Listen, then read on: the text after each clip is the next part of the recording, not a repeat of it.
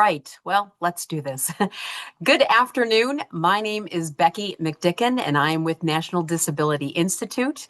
You are joining us today for Identity Theft and Scam Prevention. What's changed? What hasn't? This is brought to you today by our Financial Resilience Center and Experian. Next slide.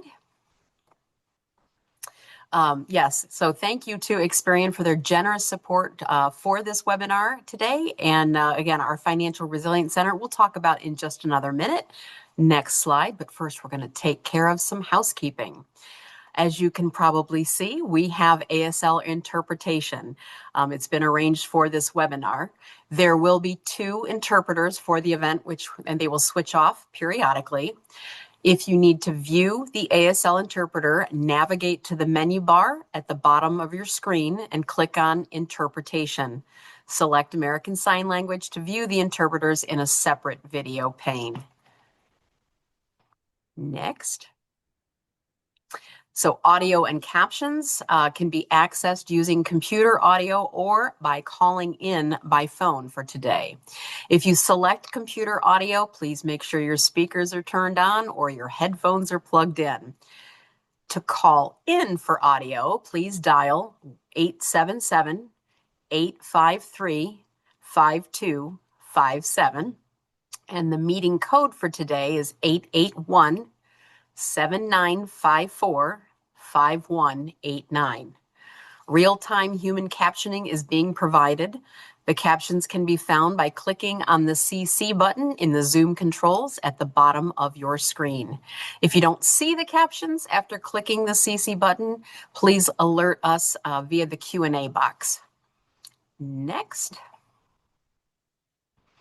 For any questions and technical assistance, please do use the Q&A box. We can answer most things there. They'll be addressed by the presenters, myself and Mike, if time allows, and we have people behind the scenes answering as well. If your question isn't answered during this webinar and you have a burning issue, please use the Q&A box. But then if that doesn't work, you can email Liz Layman at elayman, Layman, at NDI-INC, sorry, that's a hyphen, inc.org. And please do note, this is being recorded. The materials will be available on our FRC, Financial Resilience Center page within 1 to 2 weeks. We will also be sending out the slides. Next slide. So you're here with National Disability Institute. If you are not familiar with us, we are a nonprofit dedicated to building better financial futures for people with disabilities and their families.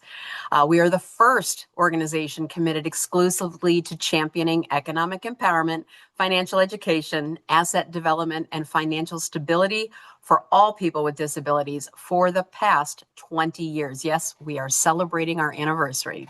So some of the things that we do, we build capacity of the field through training and technical assistance. We train service providers to be better at disability inclusivity.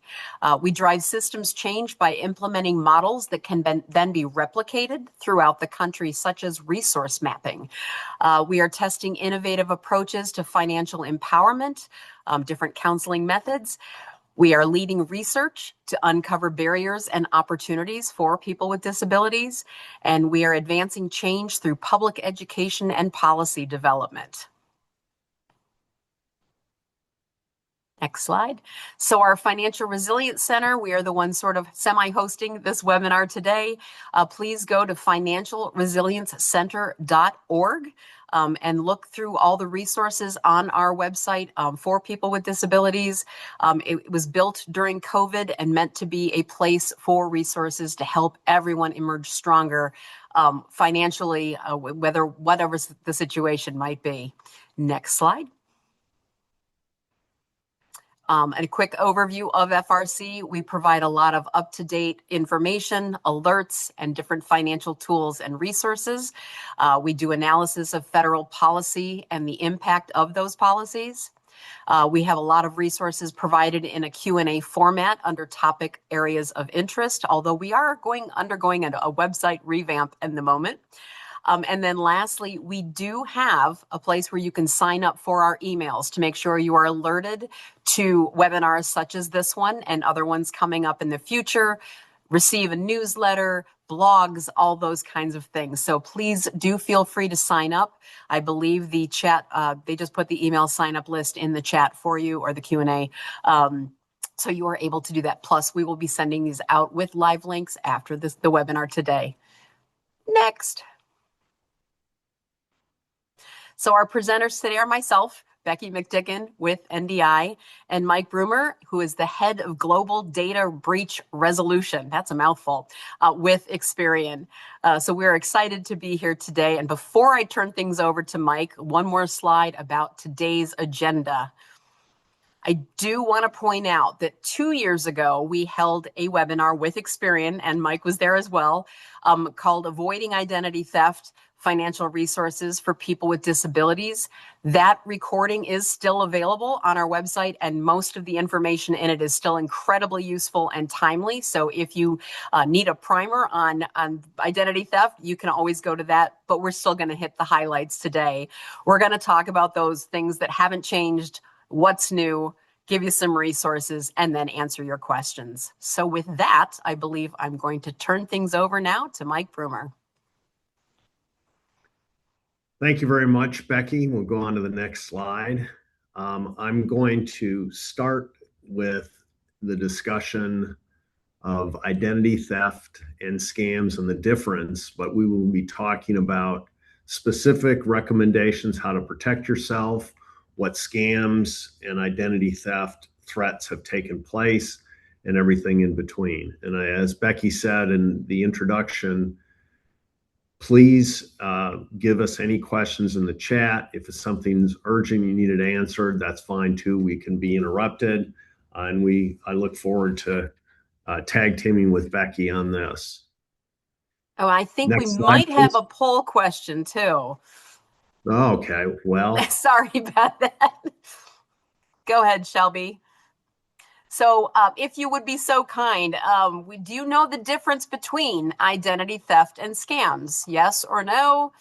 Not sure. Please fill that one out. And then we're going to share the results. Looks like everybody's in. So we're going to say 77% said yes, 8% said no, and 15 said I am not sure. So, all right, I will stop sharing. And now we can move to the next slide. So for the 23% of you that either said no or that I'm not sure, here's the correct answer and the simple way to think about it. And I'm going to start actually on the right-hand side, because a scam is just one way that identity theft can occur. And it's not necessarily that it happens, because you may have a scam that defrauds you out of money or takes some other information, but that actually doesn't result in identity theft. There's also data breaches, nation state attacks, ransomware attacks that aren't necessarily in the category of of scams. But think of the obvious thing. You get a link that you're not familiar with about something you're interested in, and then they go ahead and ask you to click on it, and it downloads something bad on your computer. Identity theft is when personal identity information, or PII, actually gets taken and then used to impersonate you, to be able to either gain money, gain reputation, gain a insight to, let's say, intellectual property, create a fake ID, open a mortgage, anything like that. So they're not mutually exclusive, but they are tied together. But scams always don't result in identity theft. And identity theft can come in many directions. But scams just is one of the threats that everybody is facing today, especially during shopping season. Yes. Next slide. And I actually think we might have one more poll here. Our research team has been on overdrive. Okay, so now have you or anyone you know been a victim of identity theft? Yes or no, or I'm not sure. And then the last one, have you or anyone you know been the victim of a scam? Yes, no, or I'm not sure. And lastly, have you or someone you know been a victim of Social Security or Medicaid, Medicare benefits fraud? Yes or no? So I'll give you a moment to answer all three of those questions. You can see where we're heading with this. And most people have seen or know somebody who's been a victim of identity theft or a scam. Not so much in the well, still pretty high in Medicaid. And we're still getting a couple more answers. All right. We're going to end the poll then. It looks like activity's ending, but yeah, we've got a high concentration of people who are very familiar or know somebody who has been a victim. All right. Thank you. Next slide. Okay, so we're going to start with what hasn't changed. And of course, scams right now around the holiday season are by far the most important thing in anybody's life. And these scams are too good to be true deals during shopping season. I mentioned malicious links earlier, and they could be malicious links that are sent to you by text, email. Or other means. Also, it could be malicious websites out there that have scams on them. Fake marketplace sites, social media sites are also very popular. And then during shopping season, the good old delivery notification scam. So if they don't get you on the front end, they send a fake delivery notification that says, hey, we need some more information to be able to deliver your Amazon package or even deliver your DoorDash. And you click on it or you answer it and you provide information, and there you go. One of the things that I was telling Becky right before the webcast was we just released our 2026 data breach industry forecast, and there were 6 predictions, and 5 of those 6 involved AI, artificial intelligence. And that's what's been the biggest change in this whole identity theft and data breach space over the last 12 months. It's the newest frontier, it's transformative, and recent Experian data says that 82% of consumers see AI driven scams as their number one threat.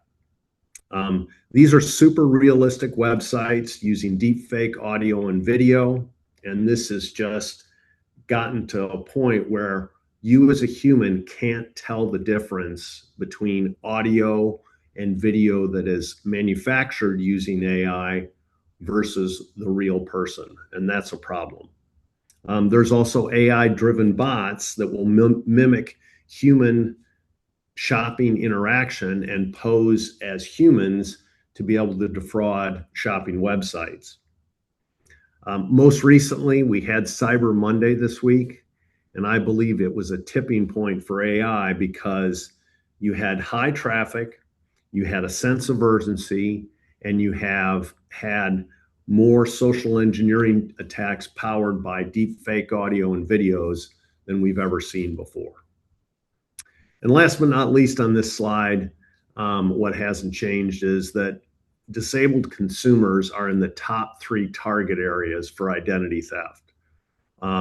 Very much in the same group, young adults, why children are susceptible because it is a virgin or new identity or new credit file that can be used and abused. Senior citizens because they're not as technologically savvy and don't understand some of the things that may be presented to them. And then for obvious reasons, disabled people just because of awareness and a physical or other disability that may prevent them from understanding and accessing or not being able to access the right tools. Next slide. Becky, this is yours, I think. It sure is. So some of the latest data that we're getting from some on general identity theft trends, the Federal Trade Commission, or the FTC, received about 5.7 million fraud reports this year, and that includes 1.4 million identity theft cases. The most common type of identity theft was actually government documents or benefits fraud, with almost 400,000 cases, and that obviously disproportionately affects individuals with disability who rely on public benefits. Next slide. A couple things to protect the disability community from fraud. Obviously, we know identity theft occurs, and it can be because of an over-reliance on caregivers or third parties to manage finances for a person with a disability, leaving them vulnerable. That personal identifying information, otherwise known as PII, is stolen and used. It can be used to apply for credit. It can be used to file taxes or procure medical services. I will tell you on a personal note, I have a young adult who is on the autism spectrum. So I have many friends in this circle of people with disabilities. And several of my friends have had caregivers in their home for their children. And those caregivers have stolen personal information and, created fraudulent accounts. So I know of at least two of my close circle that that's happened to. There are a lot of financial scams out there, and we're going to get into this a little bit more as well, but they trick people who may not have the cognitive ability to understand what's going on into giving out money. There are a lot of other scams, such as romance scams is actually a huge one for the disability community. You've got someone who wants connection. They want to interact. They're lonely, and it goes for all of us. But if you're looking for romance, these websites, the dating sites are rife with people trying to scam you. So be very careful. And we're going to get more to investment scams and employment scams in just a minute. So actually, I'm going to turn it back to Mike, I believe. Yes. And please, on the next slide, these two slides go together, and Becky touched on this. And this is specifically focused in on the disabled community and what's happening. And the top of the list, because of special benefits, is the government impersonation. A lot of disabled people are dealing with the government to get benefits, especially medical benefits. And the bad guys know that. And so they will impersonate the agency that you're working with, whether it's federal, state, or local, saying, hey, your benefits are being held up, or there's a change in your benefits, or whatever, to get you to click on a link or to answer a phone call as well. New scams purporting to give lots of money for working from home. We know that in the disabled community, a lot of people have been homebound and have had to work from home. And so they're targeting that as well. Along with that, job postings and interviews, fake websites for that, someone impersonating someone from out of the country to be a person in the United States interviewing for a job, and vice versa. Then too good to be true medical health care services and discounts, as well as specific to Medicare and Medicaid fraud. That's all really relatively new. Some of it's been around for a while, but this is current from my last query with ChatGPT and my identity theft experience. Next slide, please. So here's some specific examples. VA disability benefits, and these were from Puerto Rico, but there was an insider working in the VA stealing lifetime benefits. A third-party administrator was a benefit administrator, had their founder and CFO take $100 million out of their fund. Of course, insiders as well, with nursing care or home health staff scamming people where they're incapacitated, either by impersonation and or deception. And there was a recent ring of caregivers in a state hospital that was in Florida that stole PII from the patients because they started it and they worked both sides of patients in room, patients leaving, even taking benefits from people that recently passed before they could be put on the death master file with the Social Security Administration. And then, worst of all cases, is family members impersonating a loved one who is in trouble and needs help and money. Unfortunately, identity theft still has almost 50% of the cases of identity theft initiate from someone that knows that person, whether it's family or close friends. Next slide. Back to you. Back to you. So we've been getting a lot of questions about cryptocurrency. I'm not going to tell you what to do specifically, but personally, I don't want to touch the stuff. I'll tell you that. But some key warnings and recent developments we want you to all be aware of. So some of the common scams, again, impersonation scams where there's, somebody impersonating a government official, a bank, or even a celebrity. Has everyone seen the Tom Cruise deep fake? That's creepy. But they trick you into sending crypto for whether it's, for an upfront business opportunity or something else. It could even be charity, and it's a trick. So don't fall for it. Sending crypto is a red flag in and of itself, in my opinion, but we want to be careful there. There are a lot of crypto investment scams going on where there's these promises of getting a high return for your money. And what they do is, it's called pig butchering. They actually, the fraudster is working with someone and they're yielding fake returns. And so then the person puts more money, the victim puts more money in, and they're fattening up the pig. And then when there's a lot more money in the account, the fraudster strikes and takes all the money. So they're called pig butchering schemes.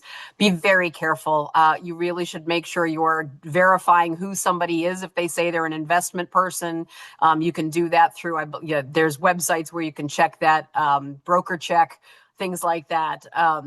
Then the romance scams, I already mentioned it very briefly, but there are so many people who are, again, looking for connection. You get online and suddenly this very charming, very, photogenic person starts texting you and you think they're out of my league. And sure enough, for one, the grammar starts to go downhill. Although with AI, that's getting better. So be careful. But I know of someone here in Pennsylvania. It was an older woman, lonely, got tricked into giving somebody over $100,000. She'd never even met him in person. The worst part was someone came back around a few months later after the person had disappeared, the scammer, and said, "That was my brother. He's missing. Can you help me look for him?" And got another $40,000 out of her. So we need to be paying attention to grandparents or people who may not be as aware or savvy of the technology. And then lastly, the blackmail and extortion. I actually received a very creepy email one day. It's addressed to my father, and it said, "We know where you live and we know what you've been looking at on your computer. Now click here and send us money or we're going to release this."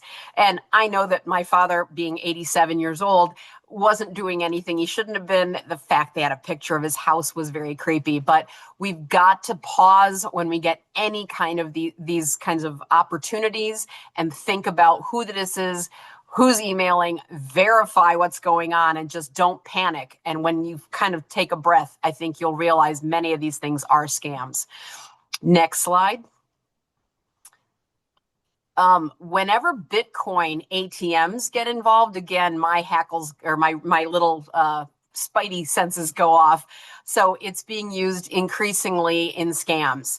If someone asks you to pay for something via a Bitcoin ATM, be very careful. Victims are usually told to deposit the cash into the machine, and what happens is the machine then sends that cash in Bitcoin form, which is a digital form, out into the ether, and basically it disappears. Yes, it leaves a digital footprint called blockchain, but it's very, very hard to trace. So I know that the FBI is trying to break some of this stuff up, but they reported losses of $250 million last year in Bitcoin scams. So a couple other tips on crypto and Bitcoin.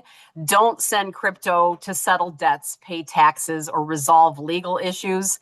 Real authorities are not going to ask you to pay via crypto or even gift cards. Be very skeptical of unsolicited investment offers or emotional appeals, and double check those sources. The Federal Trade Commission has a great guide about cryptocurrency and scams, and the link will be live when we send these slides out to you. So next slide, please.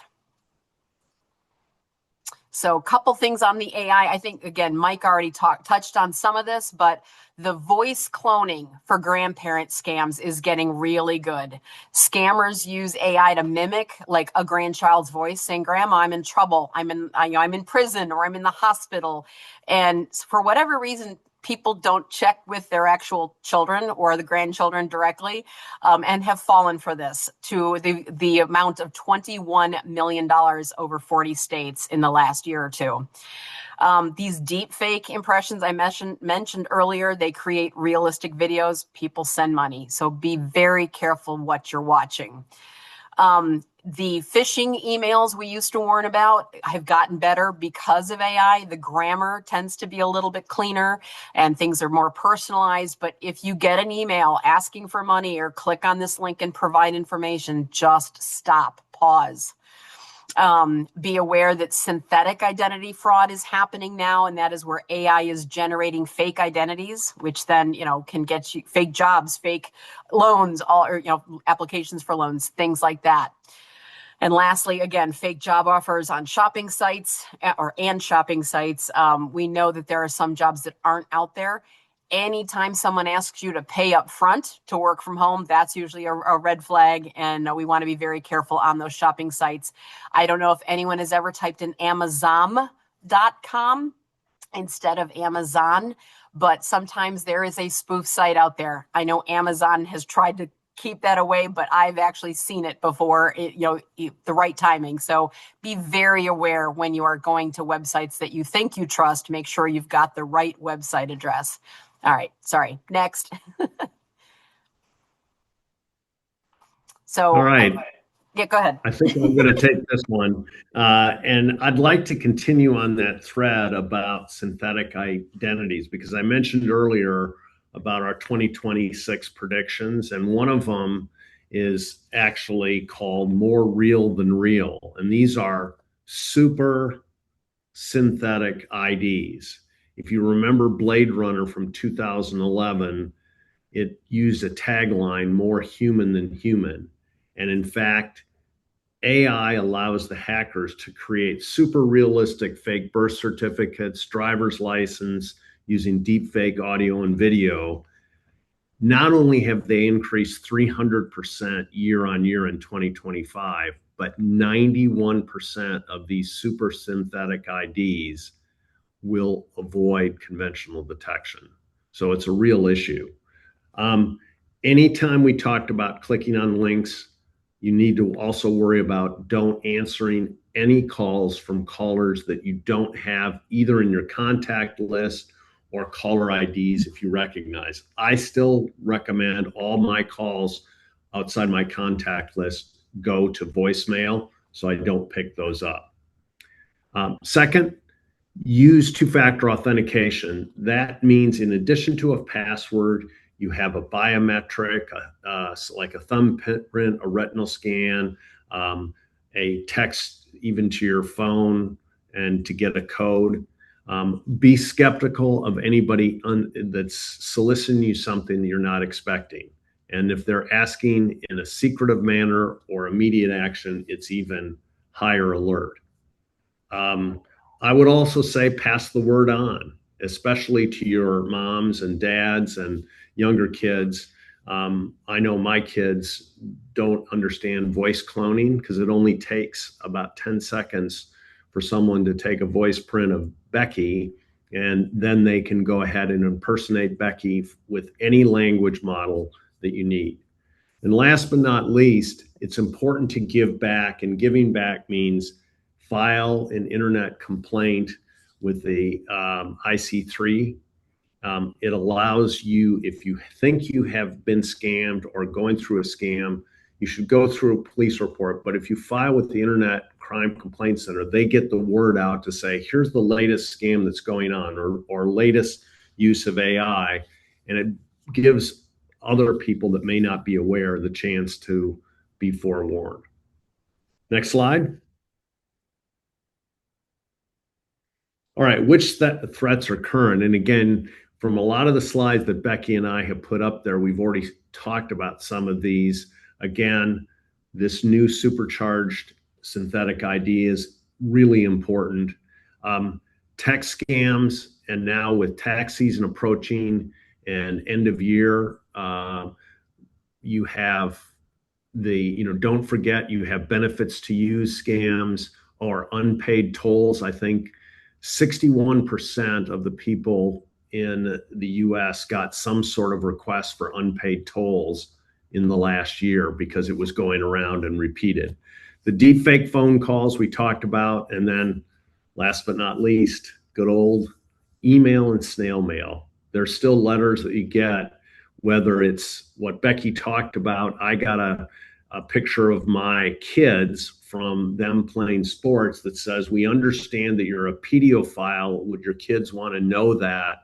And they sent it to my house. Of course, it was handwritten. My name was misspelled.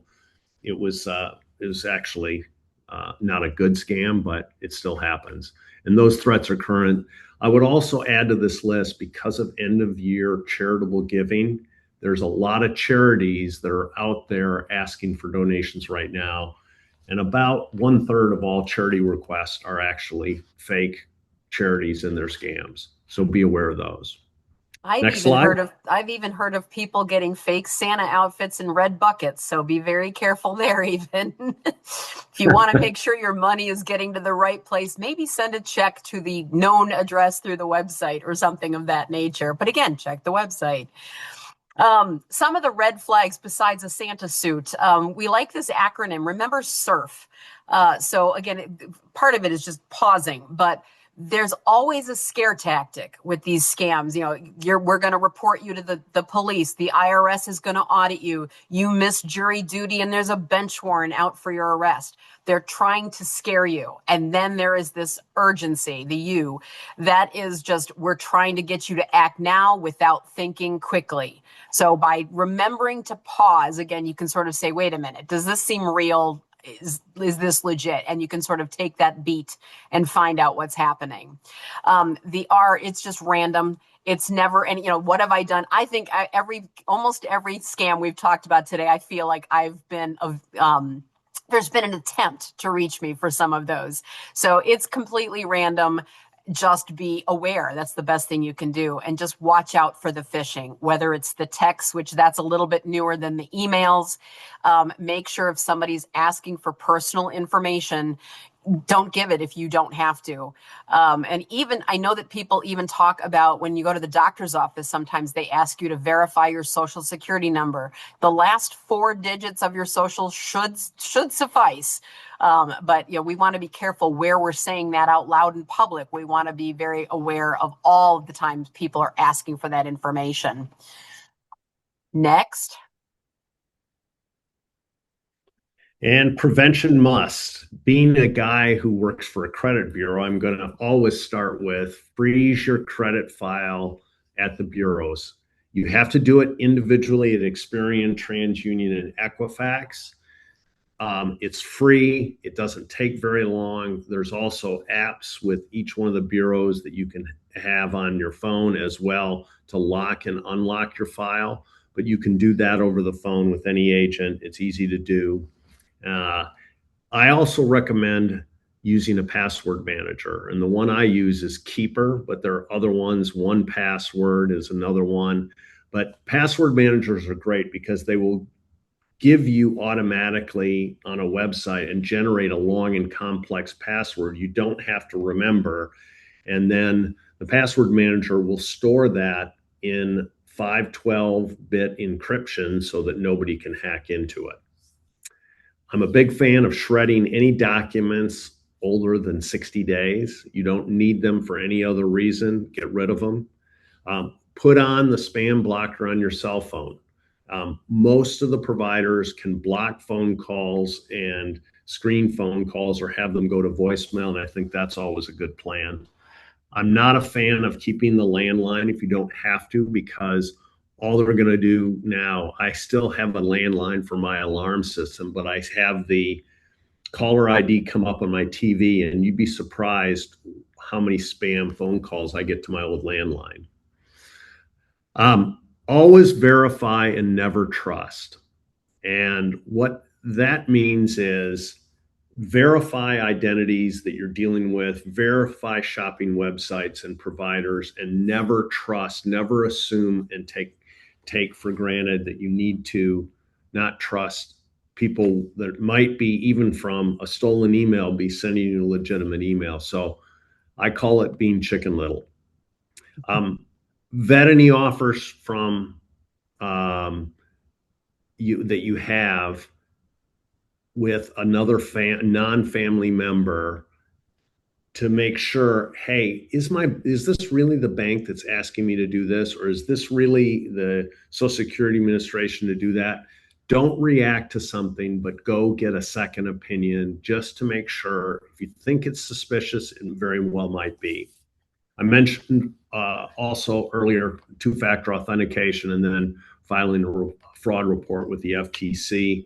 If you see scam attempts, again, this gets communicated around, put out in public relations material, so you know who's being scammed by what most recently. Next slide. Unfortunately, people do become victims of identity theft. And in the latest Experian study, we found that in the last year, 16% of the US population reported that they have been a victim of identity theft. I go back to, even if you haven't frozen your credit before you become a victim, for sure freeze it at each one of the bureaus afterwards. Check your free credit reports annually, and Experian can provide you those.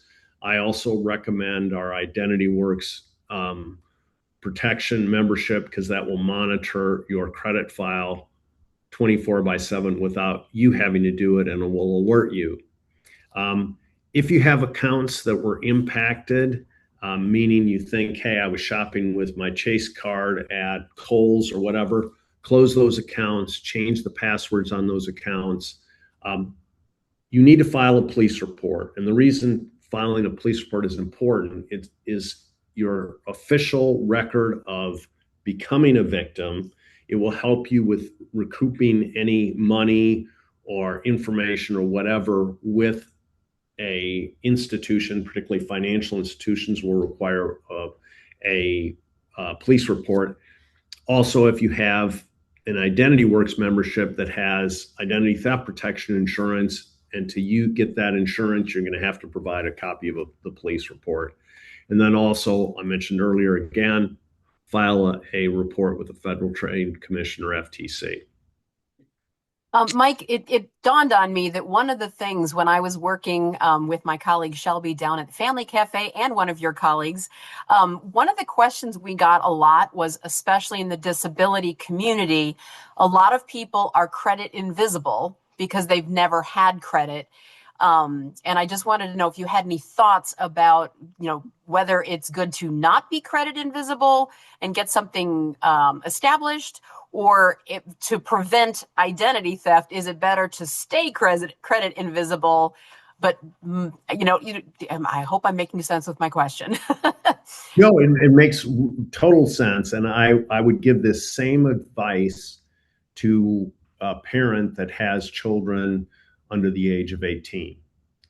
If a credit file is not already created, meaning you're credit invisible, there is no advantage to creating a credit file in terms of protection for identity theft. It's better to be as invisible and not as much, not have that. And so you don't want to go ahead and create a credit file to freeze the credit file, because it's better to have no file than a frozen credit file, just in any case. Not that a freeze isn't going to work, but why create something when you don't need to. So that's a really good question and pretty easy to answer. Okay, I think we might have another poll now. We do. So, what methods do scammers use to steal your identity? So, there's anything powered or supercharged with AI, there's text scams, there's deep fake phone calls, email, physical letters sent through the post office, all of the above.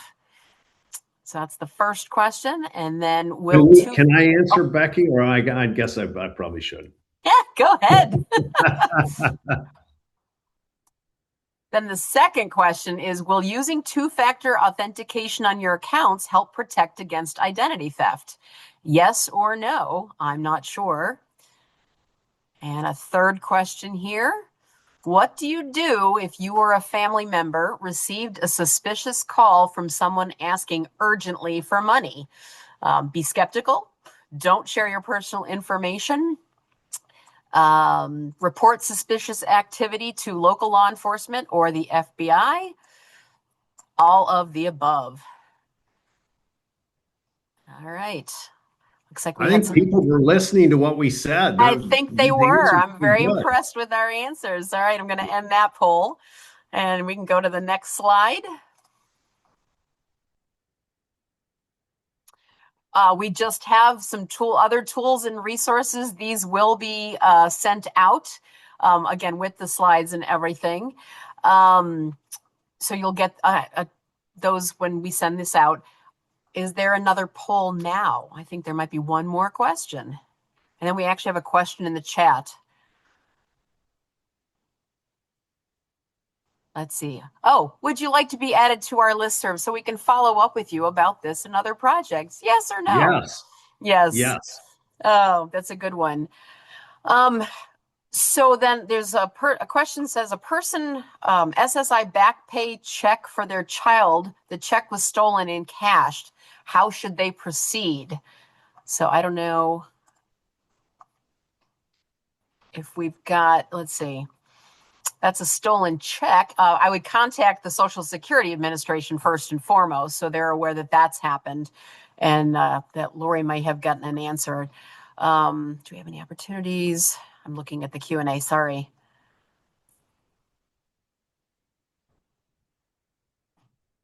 Well, this will be on replay, so I'm not sure if you're looking for further training on this. Lori's got you covered in the answers. She's gonna take care of you. So any other questions right now? I think we're up to the question slide. Yeah, and one of the things we were talking about in our pre-meet before the webinar, I think the question was asked about, is a mobile device more risky than, let's say, even an iPad or a laptop or a desktop? And the answer is yes, because so many people are on their phone right now. You have higher risk because of, one, you're probably using Wi-Fi, and in many cases, you're going to be using public Wi-Fi because it's free, and public Wi-Fi is easily spoofed, and any of the data that is on a compromised Wi-Fi that's sent from your mobile device can be seen and used. Also, you have a ton of apps on the phone, and even within reputable app stores, there are fake apps that people have downloaded, put in personal information, and had them scammed. And then, of course, it's a mobile device, and there's over 800,000 mobile devices that are stolen every year. So data loss or theft is another reason. So I recommend if you're going to transact anything that's important, do it at least on an iPad. It's not as mobile, but laptop or desktop are preferred. Okay. We got a really great question over here. Are there any broad trends happening in the world of AI that are positive? Because Yes. we've been a little negative apparently. In some of the discussions I've had with some reporters this week about predictions, when I go through some of those things that I say, brain hacking or AI, agentic AI is going to replace human error as the number one cause of data breaches, which is another prediction. Everybody goes, Mike, you're so doom and gloom. And the fact is that AI also can be used for positive things. And in our list of things, how to protect yourself, um, you can go ahead and use AI to, like Chat GPT, something like that. How do I protect myself? What do I do if this happens? It's a great way to find not only protection tools, but we're using AI on our Experian.com site /data breach, which is another resource to be able to go ahead and have an AI chatbot, and that chatbot can answer questions about how to protect yourself. So there's some good ways where AI, in fact, is being used not only for preventative tips, consumer tips, and organizations are using AI to be able to protect your data that they hold. Very nice. And Liz had just put the link for you guys in the chat. So excellent. Are there any other questions today? Any final thoughts then, Mike? My final thought is a little prevention goes such a long way. And if you just take these simple steps to lock your credit file or freeze your credit file, to be able to not click on any links, don't answer any phone calls, those types of things, you don't really need to worry as much, because identity theft is also like the old bear chasing people analogy. You don't have to be the fastest person in the group. You just have to be faster than the slowest person in the group. And there's still, again, another Experian fact, there's still about 15 to 20% of the US population that hasn't taken the precautions like we talked about on the webinar today. And hackers go for the easiest mark, just like a burglar cases a house, and they go after the person that doesn't lock their doors or doesn't have a security system. So take some simple precautions and you'll be much better off. And of course, if you ever need anything and have any questions, you can always go to experian.com/data breach, where we have the consumer tips. We also have our 2026 projection or predictions if you're looking for those as well. Fantastic. One other thing that I don't think we mentioned yet, so I will mention it now, is if you are not in the habit of checking your credit reports, that's one of the best ways you can find if there has been any activity that you aren't aware of or didn't give permission for, is to check your annual credit reports. You are allowed to do that through annualcreditreport.com. It is free to check your credit reports. It does not impact your credit score. You will not receive your score with your credit reports without paying a small fee, or at least unless you have there are other ways you can get your score for free. But do get in the habit of checking your credit reports on a regular basis. That'll help you keep tabs on any unauthorized activity, etc. So I think that might be my parting word. So I will say thank you to everyone for being here. Oh wait, we just got another question. Sorry. How can a victim of identity theft correct errors reported to the credit reports due to fraud or scam transactions? I can answer that one. Go ahead, Mike. Yeah, so at any one of the bureaus, all you have to do is contact their customer service line, tell them what you want to do, and an agent will go ahead and tell you what information, whether it's, again, back to the point I made about a police report. If you have fraud that's been committed or a scam or anything like that, they'll ask for a copy of the police report or any information.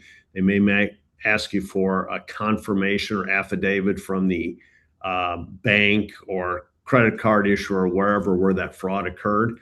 And then they will be able to clean up and correct the incorrect information on that file. And that's regardless of whether it's Experian or the other two bureaus. Excellent. Thank you. Um, Any other thoughts or questions? I am going to put my email in the chat as well in case anyone needs to reach me or Mike after this is over. But for now, you will get a copy of these slides. They will be sent out within the next couple of days or week to two maybe. And the replay will be available. If there's someone who wasn't here today that needs to watch this, that will be available on the FRC website, which again is financialresilienccenter.org. And let's see, Gotcha.